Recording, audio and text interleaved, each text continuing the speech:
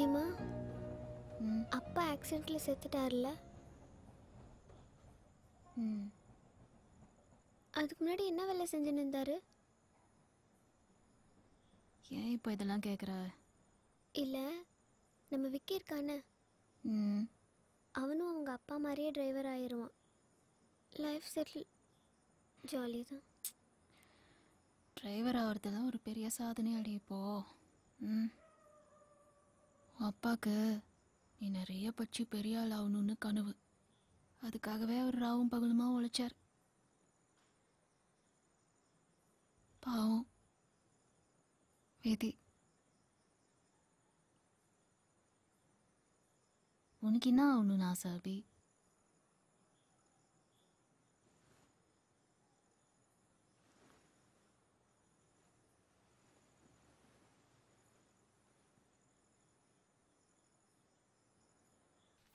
மா காஃபி.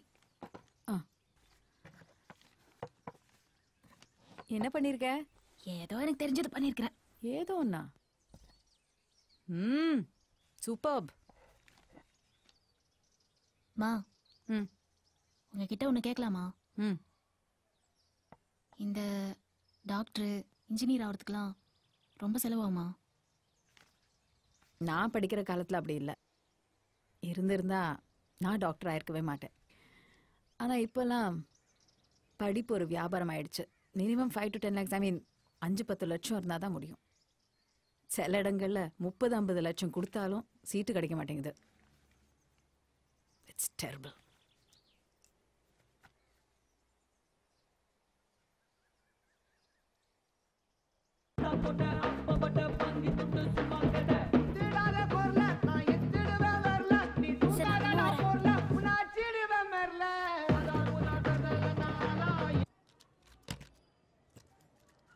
இந்த லட்டு யாரடி கொடுத்தது? சந்திராக்கா வந்து கொடுத்தாங்க. அவங்க பையனுக்கு கவர்மெண்ட்ல பியூன் வேலை கச்சிருக்கான். அதுக்கு நாளைக்கு அவங்க வீட்டில் பார்ட்டி கொடுக்குறாங்க. பியூன் வேலைக்கு எல்லாமா பார்ட்டி தராங்க? அம்மா, கவர்மெண்ட் வேலைமா, கவர்மெண்ட். 8000 ரூபாய் சம்பளம். அவங்க பையன் லைஃப் செட்டில் ஆயிடுச்சு. சந்திராக்கா எவ்வளோ ஹாப்பி தெரியுமா?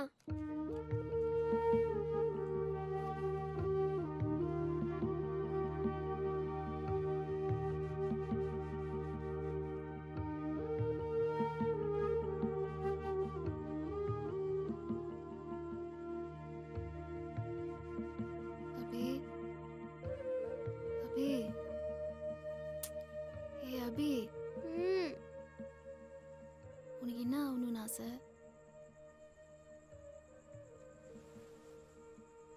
சொல்லுமா. நீ எதனா யோசிச்சு வச்சிருப்பல. இதுல யோசிக்கிறதுக்கு என்ன இருக்கு? அப்ப சொல்லு கண்ணு, என்ன ஆகணும்னு நினைக்கிற?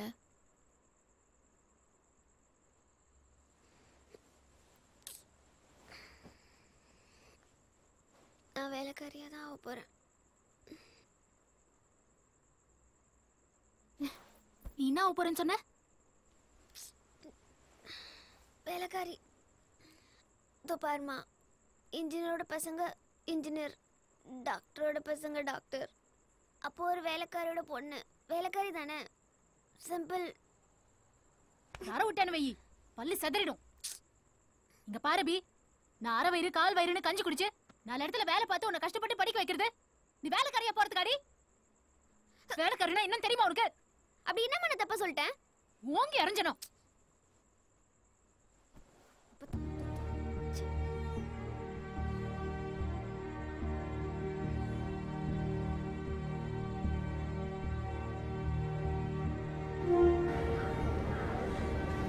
மா மா, இதோ பாருமா, வேலைக்காரி ஆகிறதுனால ஃபியூச்சர்ல நினைக்காத.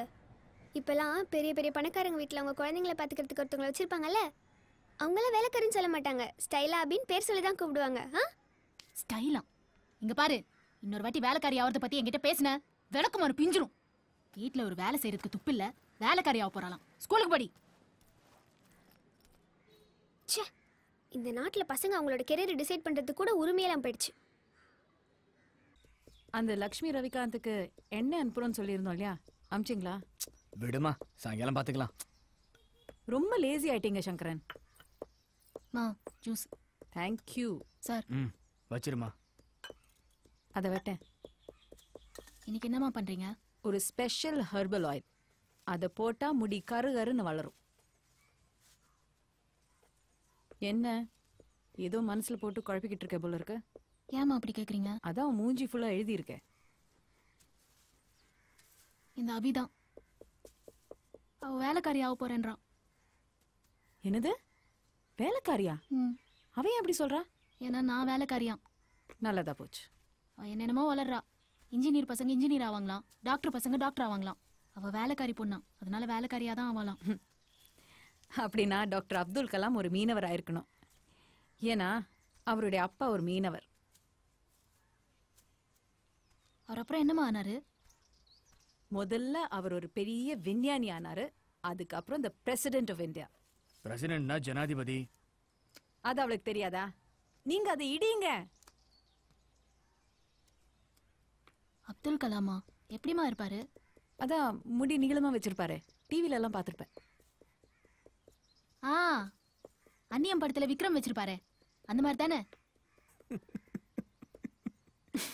ஐயோ தெய்வமே. அந்த டைம்ல அந்த ஸ்டைல் தான் ரொம்ப ஃபேமஸ். பசங்களாம் அந்த மாதிரி தான் முடி வச்சுட்டு சுத்தின்னு இருப்பாங்க. ஆனா என் வீட்டுக்காருக்கு மட்டும் அதெல்லாம் இன்ட்ரெஸ்டே இல்லைம்மா. இந்த பொண்ணு பாருங்க, அவளுக்கு அது மட்டும் தான் இன்ட்ரெஸ்ட். அந்த துளசி எடுத்துட்டு வா. இத பாரு, மனுஷனுக்கு ஒண்ணு நல்ல தலையெழுத்து இருக்கணும், இல்லைன்னா கஷ்டப்பட்டு உழைக்கணும். அப்பதான் முன்னேற முடியும். உண்மைதான். ஆனா தலையெழுத்து நல்லா இருந்திருந்தா அவ ஏழையா பிறந்திருக்க மாட்டாளே. அதுவும் உண்மைதான். சோ மிச்சம் இருக்கிறது உழைப்பு. கஷ்டப்பட்டு உழைச்சாதான் முன்னேற முடியும்னு அவகிட்ட சொல்லு. அதான் முடியலையே. அவ கஷ்டப்பட்டு படிக்கவே மாட்டா.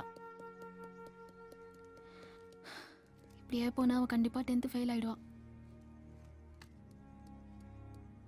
சாந்தி, அவ எப்படியாவது 10வது பாஸ் பண்ணியே ஆகணும்.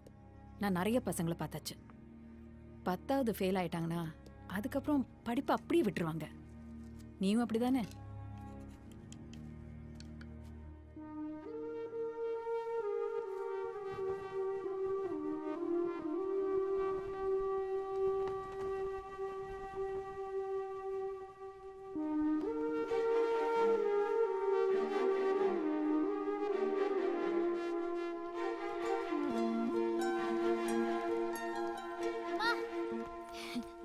ஏய் சாந்தி, உன்னை பத்தி தான் இப்போ யோசிச்சுட்டு இருந்தேன். ஓ பொண்ணு ஏன் சரியா படிக்க மாட்டேங்கிறான்னு.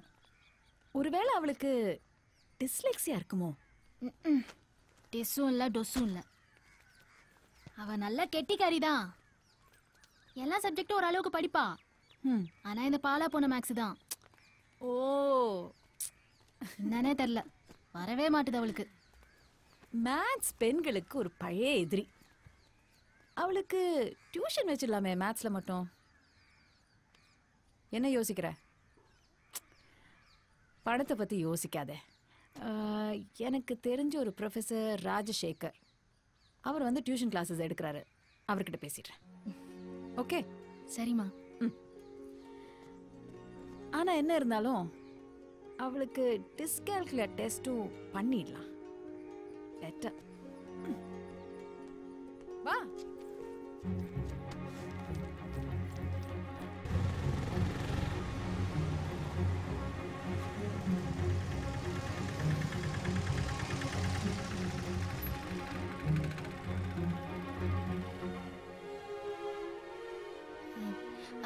ராஜசேகர் சார் உள்ள போய் ரைட் சைடு.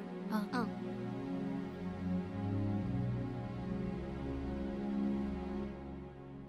நந்தினி மேடம் உங்களை அனுப்பிச்சிருக்காங்கல்ல? ஆமாம் சார். 9th ஸ்டாண்டர்டில் எவ்வளோ பர்சன்டேஜ் வாங்கியிருக்கா உங்கள் பொண்ணு? அதுவா சார்? இல்லை 47% சார். மேத்ஸில் எவ்வளோ வாங்கியிருக்கா? மேக்ஸ் இல்லையா, ஜஸ்ட் பாஸ். ஆனால் அவள் மற்ற சப்ஜெக்டில் எல்லாம். டீ குடிக்கிறீங்களா? இல்லை. பாருங்கள் சாந்தி, கோச்சிங் கோர்சஸில் பொதுவாக நாங்கள் என்ன பண்ணுவோன்னா 75% மேலே எடுக்கிற பசங்களுக்கு மட்டும்தான் நாங்கள் டிஸ்கவுண்ட் கொடுக்குறோம். சார் ஆனால் சரியா படிக்காதவங்களுக்கு தானே கோச்சிங் கிளாஸு டியூஷன்லாம். கரெக்டு தான். ஆனால் கோச்சிங் கிளாஸஸ்க்கும் ரிசல்ட்ஸ் தேவை இருக்குல்ல, அது எங்களுக்கு அந்த மாதிரி பசங்கள்ட்ட இருந்தால் கிடைக்கும்.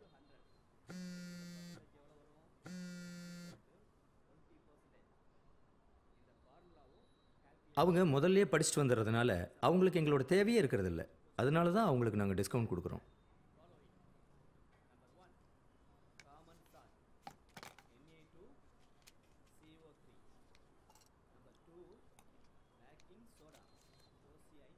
நந்தினி மேடம் உங்களை அனுப்பிச்சிருக்கிறதால நான் உங்களுக்கு ஒரு ஸ்பெஷல் டிஸ்கவுண்ட் கொடுக்குறேன்.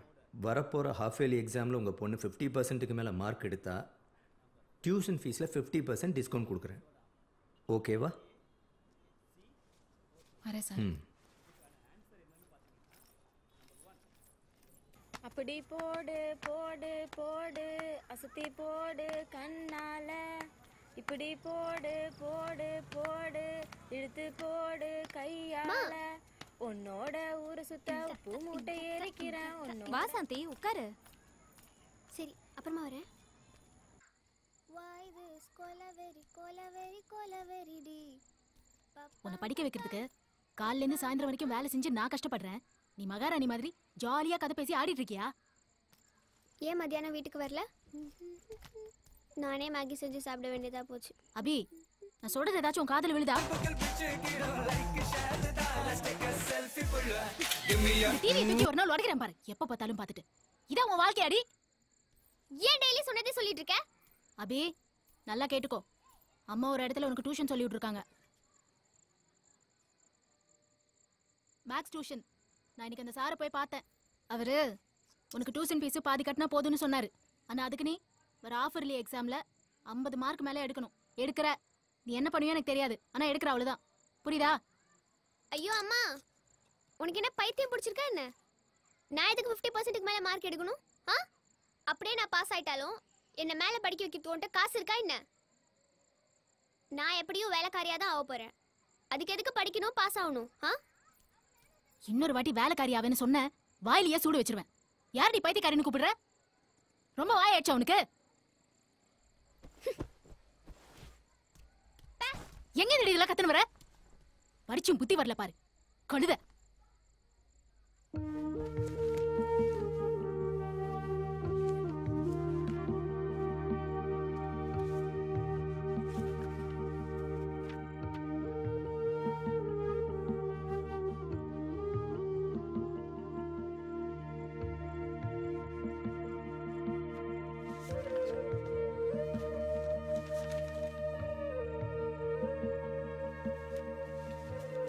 அவ ஏன் படிக்க மாட்டேங்கிறா?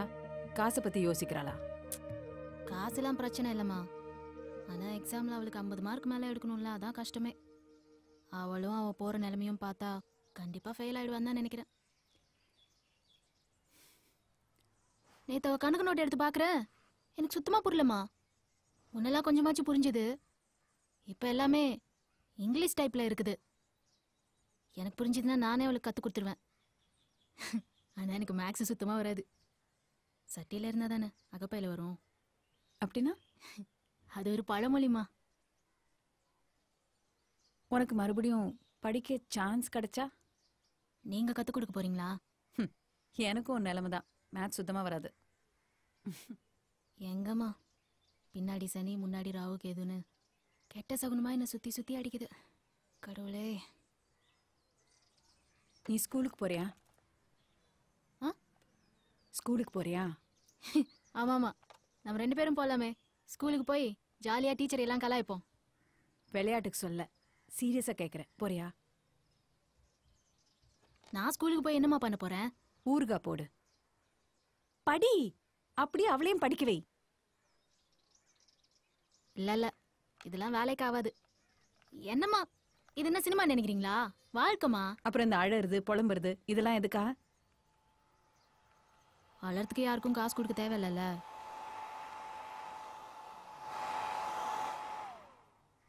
அப்படியே இருந்தாலும் என்ன யாருமா இந்த வயசுல ஸ்கூல்ல சேர்த்துக்க போறாங்க? அத பத்தி நீ கவலைப்படாத. நீ ஸ்கூலுக்கு போறியா?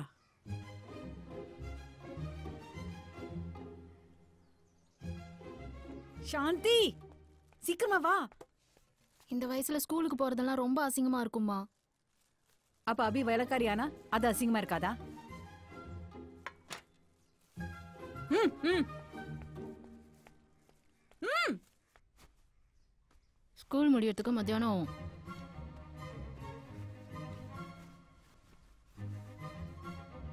அப்படின்னா மாவு கடைக்கு 1 மணி நேரம் லேட் ஆகும்.